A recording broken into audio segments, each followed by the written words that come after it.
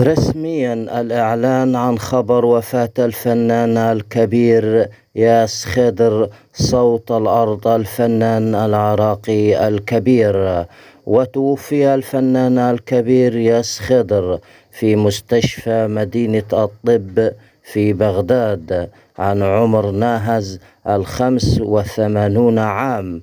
كانت مليئة بالعطاء والإبداع والنجاح رحمه الله وأسكنه. وكتب نجل الفنان ياس خضر عهد ياس خضر عبر حسابه الشخصي على فيسبوك قائلا: كل نفس ذائقة الموت، بقلوب مؤمنة بقضاء الله وقدره، وببالغ الحزن والأسى أود إعلامكم بوفاة والدي ياس خضر.